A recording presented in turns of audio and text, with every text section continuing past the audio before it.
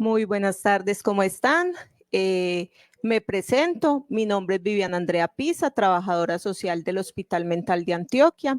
Bienvenidos y muchas gracias por el esfuerzo de, en medio de la lluvia, hacerse presentes, porque eso quiere decir que el interés no solamente es de conocimiento, sino también es muy importante la disposición en este proceso, ¿cierto?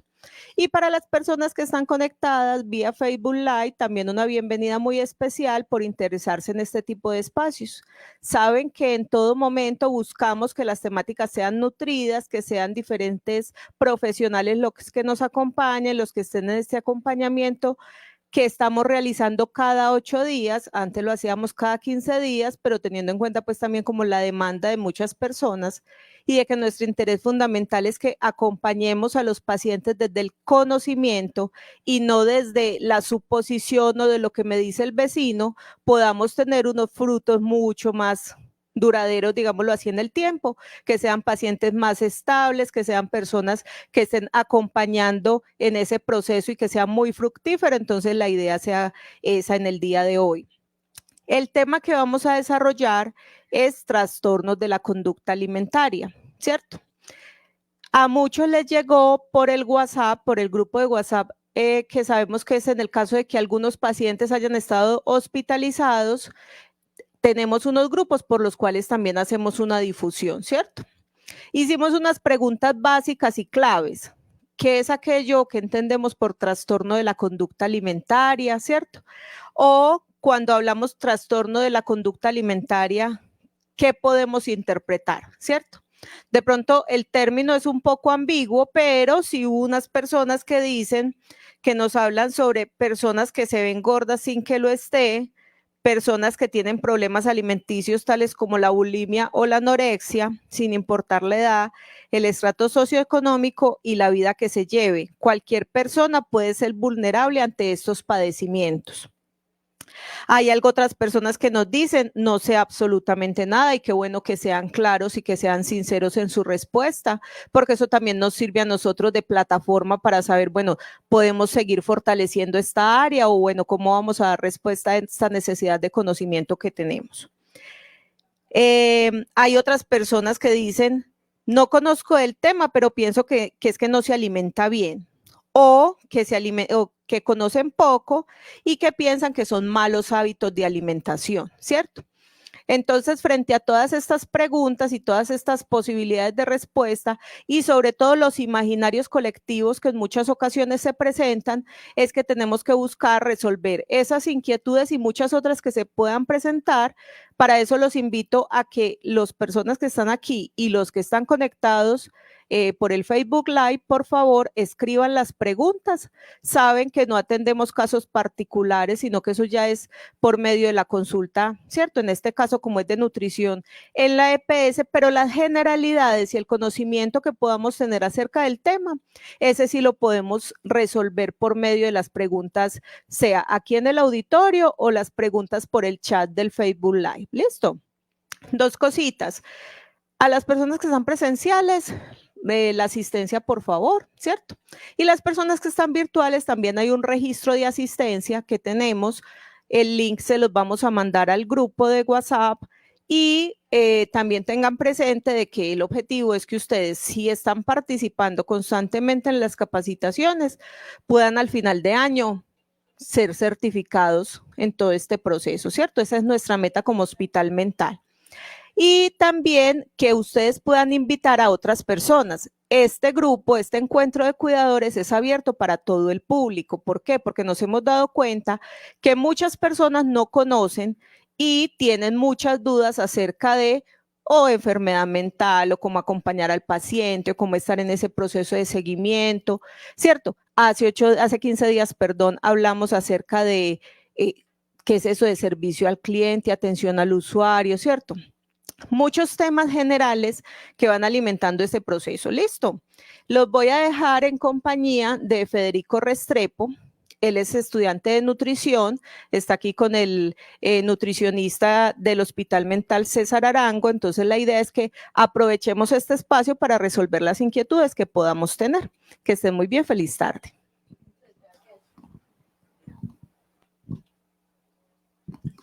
Bueno, buenas tardes para todos. Como ya dijeron, mi nombre es Federico y hago parte del área de nutrición desde prácticas de la Universidad de Antioquia.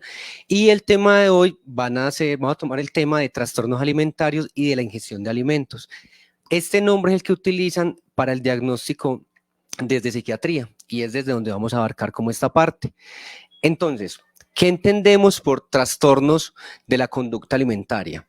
Básicamente, la abreviatura TCA, que es trastorno conducta alimentaria, es cualquier alteración de la conducta relacionada con la alimentación, sea por una práctica errónea en un control de peso o por una alteración, como ya lo dijeron en las respuestas que dieron, de la percepción de la imagen, y que varía con la frecuencia, frecuencias bajas, frecuencias altas, pero siempre es bajo una alteración dentro de esa conducta. Bueno, para empezar, comencemos por el trastorno de atracones. Estos nombres van a ser importantes a lo largo de la exposición, van a ser un poco importantes y les pido que los tengan presentes porque van a variar un poco, pero a la hora del diagnóstico resultan un poco importantes. Entonces, el atracón es básicamente la ingestión en un periodo determinado de una cantidad de alimentos superior a la que una persona de esa misma edad, en esas mismas condiciones, ingeriría.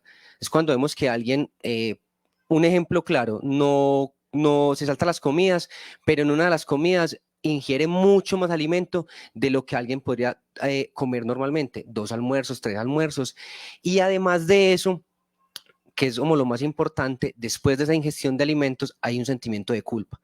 Entonces, después de esa comida, deja de comer otras 2, 3 comidas, aguanta hambre o hace ejercicio. Tiene como una culpa que la lleva el por qué me comí esa comida. Y lo vemos con cierta frecuencia o cierta regularidad. Entonces, este atracón puede verse acompañado de una situación compensatoria, sea porque sea la culpa la que la lleva a hacer más ejercicio o a lo largo de la exposición vamos a ver que hay unas ciertas conductas que nos llevan del atracón a otra sintomatología. En este caso tenemos la anorexia nerviosa. Entonces, el término nervioso, porque muchas veces encontramos en muchos textos, simplemente aparece anorexia o anorexia nerviosa, el término nervioso hace referencia a que es enfermedad, básicamente eso. Nervioso significa que es una enfermedad. Entonces, la anorexia nerviosa es ese rechazo a mantener el peso corporal por encima del mínimo normal. Cuando hablamos de mínimo normal, nosotros desde el área de la salud utilizamos algo que se llama el IMC, no sé si alguno ya lo ha escuchado, que es el índice de masa corporal. Y dentro de ese índice de masa corporal tenemos ciertos rangos.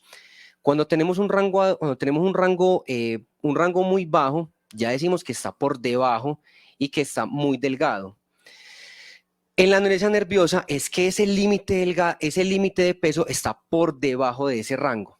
Entonces, además de que está por debajo, la persona se ve que está normal. Cuando, por ejemplo, ahorita en las respuestas decía que se ve que hay como una distorsión en esa imagen, en esa percepción que tengo de mí. Entonces, estoy muy delgado, pero además me veo normal. Entonces, el verme normal me lleva a que no quiera ni subir de peso, ni quiera hacer nada por ese subir de peso y que además me quiera mantener en ese bajo rango. Entonces, ya tenemos que hay una normalidad en ese peso que va acompañada de ciertas conductas. Porfa, puedes pasar. Bueno, entonces ya dijimos que la anorexia nerviosa es que está por debajo del peso adecuado para esa persona. Y tenemos 2 subtipos. Uno con restricción y otro, como ya lo mencionamos ahorita, con atracones o con conducta de eliminación. Cuando hablamos con restricciones, es que esa persona no presenta conductas de atracón. Es decir, come poco y siempre come poco. Nunca se ve que come más, en otros momentos come menos. No, siempre como que va a comer menos. Y esa pérdida de peso se ve acompañada, esa poca ingesta que tiene, se ve acompañada de mucho ejercicio o de ayunos, ¿sí? Entonces tenemos bajo peso acompañado de ayunos o acompañado de actividad física excesiva. En el otro caso, que ya es con atracones o con conductas de eliminación, es que esa persona que tiene un bajo peso presenta distorsión en la comida. Entonces, come poco por momentos, come mucho por momentos y para generar esa culpa lo lleva a tratar de eliminar esa comida que comió, esa comida en exceso. Generalmente lo hacen por conducta de eliminación. ¿Cuál es la más común? El vómito. Entonces, Ese bajo peso, como ya lo venimos diciendo, tenemos que ver la diferencia en que puede ser que haga mucho ejercicio o puede ser que vomite, en este caso. En el caso de la bulimia nerviosa, la persona lo que hace es que, además de comer en una cantidad, además de comer una cantidad de alimento mucho más a la persona normal, tiene conductas de eliminación que la llevan a cambiar de peso, a bajar de peso. Porfa, la otra, acá. Lo importante es centrarnos en este subtipo. ¿Por qué? Porque esa persona, además de que puede tener conductas de eliminación o sin eliminación. En el caso de la conducta de eliminación se presenta lo mismo. Tenemos la anorexia nerviosa, que es bajo peso. En la bulimia, esa persona se mantiene en un peso normal, pero tiene conductas de eliminación o ejercicio en exceso. Entonces, en nuestro caso desde la área de nutrición, al tener los rangos, vemos que esa persona no está delgada, no sube peso, pero no está delgada. Entonces, bueno, está en los rangos normales. Pero entonces está generando conductas de eliminación o conductas que la llevan a poder mantener ese peso en esos rangos que ella considera normal. Entonces, tiene un exceso en la actividad física, tiene un exceso en los ayunos, por ejemplo, o se induce el vómito para mantenerse en ese rango. Y como no la vemos delgada, porque dentro de nuestro análisis está que está en un rango normal, pues al parecer está normal, pero la lleva a tener esas conductas inapropiadas para mantener ese peso. Las dos principales que nos encontramos generalmente son, o las que más escuchamos hablar, son la anorexia nerviosa y la bulimia nerviosa, que son en el caso de los alimentos. Hay otros casos, no son tan comunes en nuestros medios y hay como casos puntuales donde se presentan, que son la pica y el trastorno por rumiación. En la pica básicamente es que la persona tiene una tendencia a ingerir sustancias o elementos que no son alimento y que no son nutritivas. Por ejemplo, alguno ha escuchado eso en los que la gente come jabón, por ejemplo, o come tierra. Uno encuentra muchos casos, más que todo en embarazos o en personas con trastornos cognitivos. Entonces a persona le gusta ingerir jabón, lavarse las manos, ingerir jabón, más que todo tierra, o traga elementos como clics, como en algunos casos chinches, pero básicamente es eso, es una persona que ingiere sustancias que no son nutritivas, o sea, que no por ninguna parte van a ser alimentos de cualquier tipo. Y el trastorno por rumiación, y creo que de esta parte se puede entender más fácil, rumiación viene del término rumiante, que es el animal que regurgita el alimento y vuelve y lo ingiere. ¿Por qué? Porque su fisionomía, porque su biología lo dicta así. Los rumiantes tienen 4 estómagos, tienen que hacer una digestión donde devuelven el alimento, vuelven y lo mastican y lo vuelven y lo devuelven. Lo vuelven a llevar al estómago. Biológicamente ellos hacen esto. En nuestro caso, no somos rumiantes, no tenemos biológicamente esta capacidad o este diseño para devolver el alimento. Por lo tanto, es el trastorno de rumiación donde esa regurgitación se hace de repetidas veces durante un mínimo periodo. Yo estoy comiendo, a los 10-20 minutos de haber comido, regurgito el alimento para volver a masticarlos o para botarlos. Básicamente es eso. Es muy parecido al trastorno por bulimia, pero en la bulimia sí, cuando devuelvo el alimento es porque lo estoy eliminando. En el caso de la rumiación se ve muchas veces que lo devuelven, vuelven y lo mastican y vuelven y lo tragan. Y es un caso especial, es porque nosotros como seres humanos no estamos diseñados para eso. Entonces, como tal, es un trastorno. Los casos que ya vimos, retomando, que fue el trastorno por atracón, la bulimia nerviosa, la anorexia nerviosa y estos otros 2 trastornos de la pica y la rumiación, cumplen ciertas características específicas que ya vimos. O estoy muy por debajo de mi peso normal, o estoy en un caso en el peso normal, pero tomo algunas alternativas para mantenerme en el peso, sea comiendo muy poco, sea ayunando, sea vomitando. Hay unas características que me permiten decir, bueno, en un diagnóstico tengo este trastorno. En estos trastornos alimenticios no especificados es porque se cumplen algunas características del trastorno, pero no cumple todas. Por ejemplo, la anorexia nerviosa típica es donde el peso del individuo a pesar de esa pérdida, está dentro de ese intervalo normal, pero aún así está muy delgado. Entonces encontramos a alguien que está en ese límite del IMC, en el límite inferior. Estamos ahí, pero estoy haciendo algo por mantenerlo ahí, sea un vómito, sea un ayuno prolongado. Listo. En el caso de la bulimia nerviosa, de frecuencia baja, duración limitada, lo que yo me encuentro es que esa persona cumple con todos los criterios de bulimia, pero los atracones y los comportamientos compensatorios se producen menos de una vez por semana. Entonces me encuentro con esa persona que mantiene un peso normal, come normal 2, 3 días, pero me doy cuenta de que un día a la semana tuvo un atracón, hizo ejercicio exageradamente, pero la semana siguiente se comportó normal totalmente. Se comportó normal durante unos días y luego vuelve y recurre a eso. Tuvo un atracón y volvió a una situación compensatoria. Cumple todos los rasgos de bulimia, pero pasa solamente una vez por semana o menos de una vez por semana, por ejemplo. Se queda muchas semanas sin comportarse así. Entonces, en ese caso, no llena con todo para el diagnóstico de bulimia nerviosa. Siguiente. Lo mismo para el trastorno por atracón, de frecuencia baja o duración limitada. Me encuentro con lo mismo, que se produce en promedio menos de una vez por semana y en un rango de menos de 3 meses. Vuelvo a lo mismo.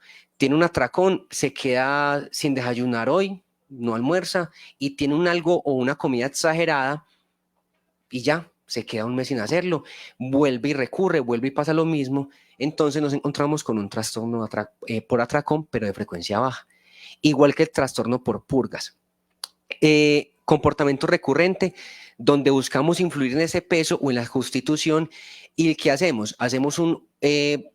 Hacemos alguna práctica, realizamos alguna práctica, sea de vómito, laxantes, diuréticos o medicamentos, para inducir ese vómito, para inducir esa baja de peso, pero no tenemos el atracón.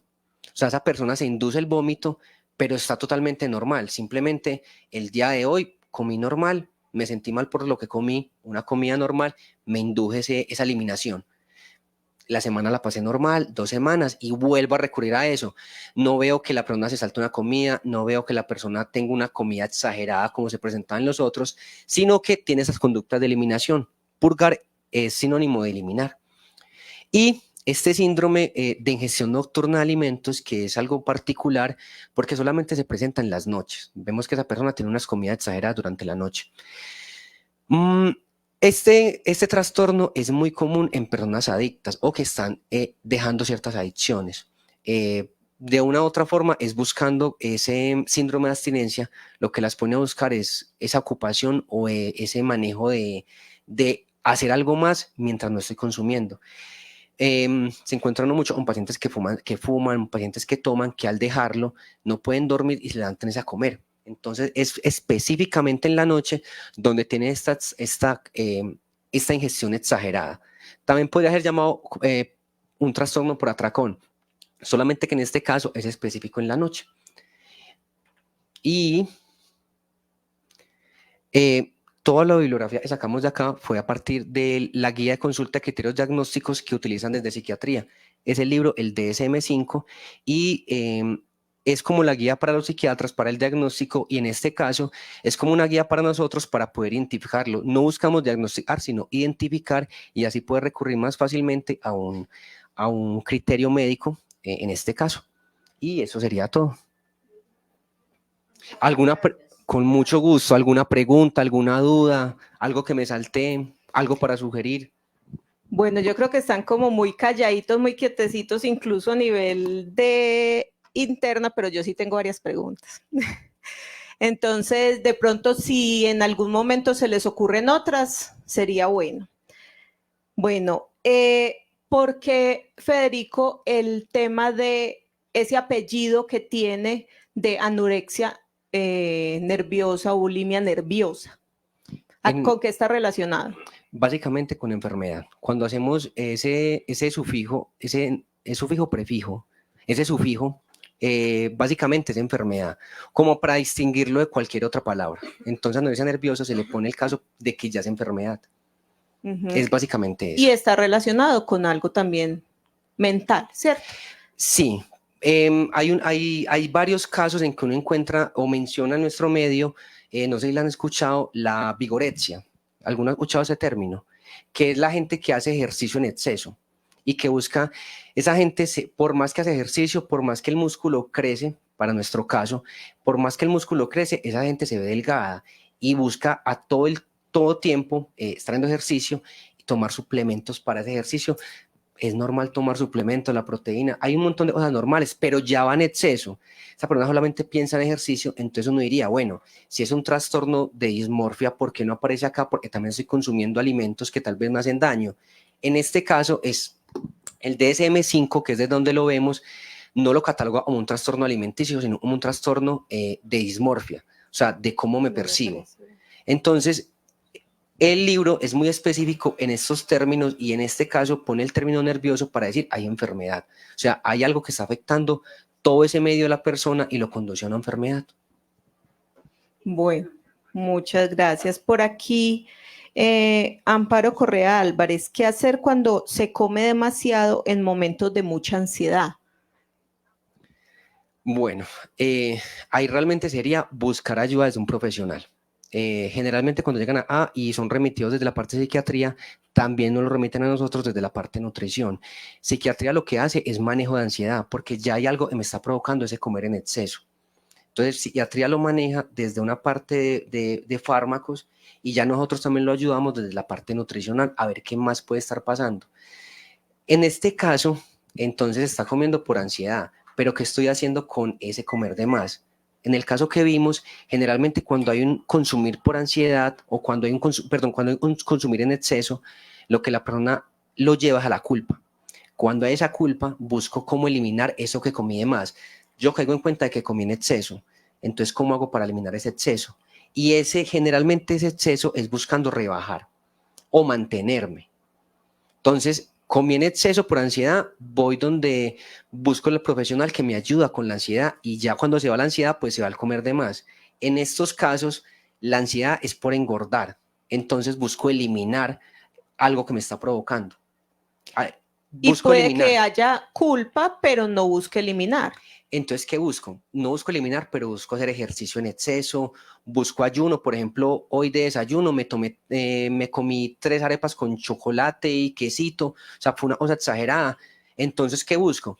No almuerzo, no tomo algo, no tomo comida o lo que hice fue que ahorita al mediodía vomité lo que comí y ya en la tarde vuelvo a comer. O sea, siempre como un búsqueda de, bueno, comí en exceso, ¿cómo hago para eliminar ese exceso? Bueno, ahí estamos entonces hablando de un trastorno de conducta alimentaria. Exactamente. Nos dice Zulma Galeno, dice, mi hijo es un niño con TDAH, trastorno de ansiedad y depresión, es un niño muy delgado y come poco. ¿Podría estar desarrollando algún trastorno alimenticio? Desde la parte nutricional no podría terminar, o sea, no podría decir un diagnóstico del niño, pues porque no tengo como un contexto. Pero eso podría ser un signo de alarma, el que esté comiendo poco. Más fáciles de psiquiatría podrían ver si hay algún medicamento que le esté provocando consumir poco. Más fáciles de esa parte, sí. Y ya psiquiatría nos lo remitiría a nosotros y nosotros desde nutrición, bueno, hay un medicamento que de pronto le esté generando esto, entonces nosotros podríamos, con una dieta específica en este caso, el joven, ayudarlo. Pero con lo que ella me está diciendo, no podría desarrollar un diagnóstico del niño. Exacto, Y ya esos son sería, casos particulares. sí, Puede ser un síntoma, pero no es algo, o sea, puede ser algo que pueda estar relacionado como puede que no, ¿cierto? exactamente. Y sería muy abusivo de mi parte decir como que, claro, no lo tiene o sí lo tiene, simplemente con escuchar lo que me están diciendo. Pero tú tocas un tema que incluso ahorita que estaba hablando con algunas de las personas que vinieron, decía, puede estar relacionado la disminución del apetito o el incremento con algunos medicamentos. Claro, siempre podría pasar. Hay medicamentos psiquiátricos, por eso hay medicamentos psiquiátricos que pueden conducir a una baja ingesta o por cualquier cosa. Entonces lo que hacen desde acá, desde psiquiatría, es que nos lo remiten a nosotros o les incrementa el peso. Entonces lo que hace psiquiatría es que trabajamos siempre en conjunto, psiquiatras con psicólogos y nutricionistas para ver esa interacción de medicamento y alimentos, lo que puede provocar. hay un caso muy específico, como las madres lactantes. Hay medicamentos que no atraviesan esa barrera de la leche materna, entonces al niño no le producen nada, como alimentos que sí, entonces, medicamentos que sí. Entonces, siempre se trabaja en conjunto, psiquiatría, psicología y nutrición. Bueno, el carbonato de litio aquí nos dice Alexis Restrepo. Dice, doctor, como por ejemplo yo tomo carbonato de litio y me da náuseas, ¿cierto? Esta es, digamos, una característica, de pronto si sabes, que el carbonato de litio produzca este efecto. No sabría decirlo. Como te digo, son casos específicos que toca desde, exacto, toca hacer desde psiquiatría y nutrición a ver ese chico qué está pasando. Exámenes de sangre, exámenes médicos, a ver cuál es la interacción medicamento-alimento y qué le está provocando eso. Pero simplemente con, o sea, el carbonato de litio funciona de una manera, pero como todos los cuerpos somos diferentes, toca entrar es con un psiquiatra, médico y en este caso nutricionista a ver qué lo está pasando. Exacto. Y quiero hacer una claridad, familia, si es cuando el doctor menciona que hacemos como una interrelación y una interdisciplinariedad, digamos, en la atención a los pacientes, es durante la hospitalización, ¿cierto? Me corrige César, tenemos interconsulta para ambulatorio, no, ¿cierto que no? Ya tiene que ser por medio de la EPS. Muy, muy buenos días, buenas tardes, mi nombre es César Arango. A ver, nosotros acá en el hospital mental atendemos a los pacientes a nivel nutricional, lo que nos remita psiquiatría, medicina general o según el caso, pues enfermería que también está enfrente del cañón, o sea, ahí con los pacientes que vean la necesidad. Pero ya de acá, cuando el paciente sale, tiene que acudir a la EPS. De la EPS va primero todo el conducto regular, que es ir primero a medicina general.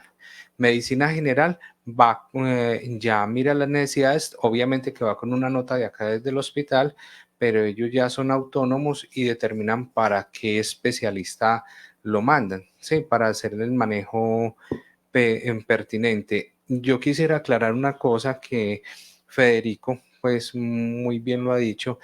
Lo que pasa es que las enfermedades, trastornos de conducta alimentaria, eso es multidisciplinario. O sea, eso lo tiene que manejar el área de psiquiatría. Del área de psiquiatría lo maneja en conjunto con lo que es psicología, con psicología. Porque es que el problema con la conducta alimentaria es cuando ya la persona está evadiendo la comida, todo lo que esté pasando, esa es la punta del iceberg. Listo. De ahí para atrás es el por qué.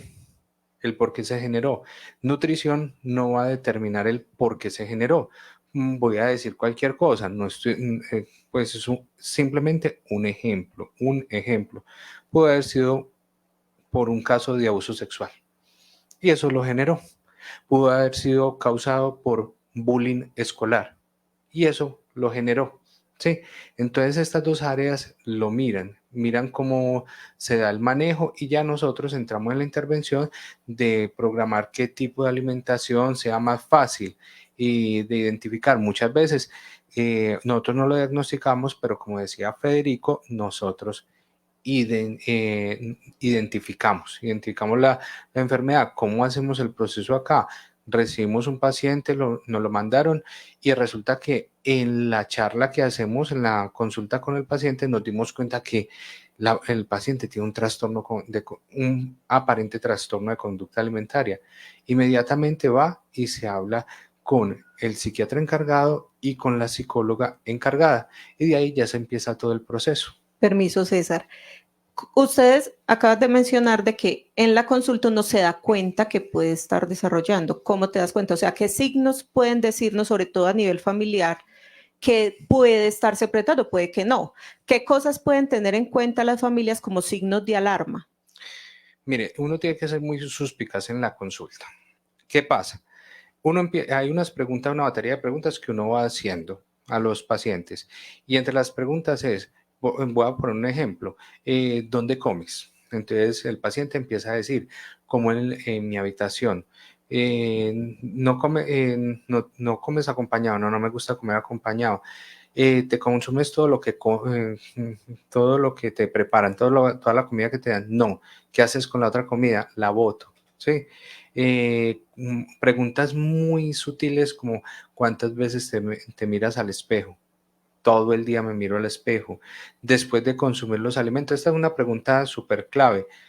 Cuando consumes los alimentos, ¿sientes culpa? Y en su mayoría, casi en el 100%, sí, siento culpa después de consumir los alimentos. Y ya de ahí empieza a pasar lo que dijo Federico, que la persona ya empieza a hacer purgas, vomitar. Entonces, es una cantidad de preguntas que uno va haciendo y son muy sutiles. Cada paciente lo va conduciendo a uno y le va dando la guía a uno o sea, el paciente sin darse cuenta le está diciendo a uno qué preguntar y él le va abriendo el camino para identificar el problema que él tiene. Añado otros síntomas, como puede ser, de un momento a otro hay un bajo peso, ¿cierto? Empieza a verse una disminución acelerada del peso. No es que vamos a decir, no, es que pesaba tanto. No, físicamente se va notando. O también puede pasar que empiezan a cambiar su círculo de amigos o empiezan a decir, no, yo como ahorita, postergar los alimentos, ¿cierto? Lo digo sobre todo a nivel familiar. Yo como más tardecito, es que yo no quiero, estoy muy llena, yo ya comí, es que yo me comí, ¿cierto? Ese tipo de cosas es importante irlas analizando. Hay una edad, César, digamos, donde se dé más frecuentemente la aparición de estos trastornos. Puede que en cualquier ciclo vital, pero ¿dónde más se puede presentar? Normalmente se presenta más en la adolescencia, ¿sí? Pero cualquier persona puede ser sujeta a estos problemas, ¿sí? Dependiendo de eso, cada persona o sea, todos somos diferentes y se nos puede presentar por diferentes motivos. Una depresión y me quiero morir y yo sé que no comiendo voy a adelgazar y me voy a morir y puedo hacerme yo daño, yo mismo me puedo hacer daño así, pero actualmente se observa más en los adolescentes las presiones sociales en las que ellos están sometidos, el mundo, la interconectividad, o sea, la hiperconectividad en que ellos están, la cantidad de información que les llega a ellos y ellos cada día, por ejemplo, hay algo que se ha notado más cada día, que ellos quieren parecerse a una población que para mí eso es nuevo, no es de mi brecha generacional. Unos grupos de música coreanos que tienen una estructura corporal específica y ellos ya quieren parecerse a ellos. Entonces, en cualquier momento, pero los adolescentes se está visibilizando más. Y desafortunadamente también hay muchas cosas que están apareciendo desde edad infantil, 8, 9 años, ¿sí? Que también vamos viendo niñas. Yo conocí una niña de 3 años que dijo, yo no quiero ser gorda a los 3 años, ¿cierto? Era una vecinita de yo no quiero ser gorda porque es que yo no quiero estar de X. Entonces, ese tipo de cositas, no es que la niña ya tuviera un trastorno de la conducta alimentaria, pero ese tipo de expresiones hay que prestarle atención porque fácilmente pueden estar influenciadas o por un referente que ven o por algo que está pasando y que ella conoce y que puede estar generando pues ahí también como una influencia, ¿cierto? Y por eso, Viviana, es que yo digo que este manejo de esta enfermedad es multidisciplinario. En ese momento, una niña dice, no quiero ser gorda, ahí no interviene nutrición. Exacto. O sea, el nutrición no va a hacer una programación alimentaria. Lo que tiene que hacer, si fue el nutricionista el que se dio cuenta en el momento, el profesor de matemáticas, tiene que remitir a nutrición para ver dónde está el génesis, dónde está el origen de esto, porque puede ser un amiguito, una amiguita, puede ser la misma mamá, puede ser el mismo papá diciéndole a la niña, vea, es que se ve gorda, se está comiendo, se va a engordar. Entonces tienen que ver dónde se está dando ese origen para que cortar de raíz ese problema. Bueno, a nivel nutricional, ¿qué consecuencias pueden haber cuando se da un trastorno de la conducta alimentaria, cierto? A ver, resulta que en la adolescencia, que es el momento donde se está viendo más, que es un momento de desarrollo.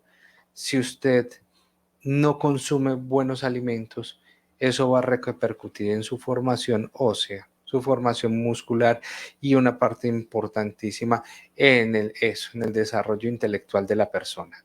O sea, esa persona que sea con un trastorno de conducta alimentaria y que quisiera, digamos que en sus ideales, quisiera ser una persona, un abogado, un economista, lo que quisiera hacer, ya va a ser mucho más difícil para esa persona entrar a aprender luego, ¿sí? Algún qué hacer en su vida porque no tuvo un desarrollo intelectual adecuado. O sea, el alimento es lo que nos va permitiendo desarrollarnos a nosotros.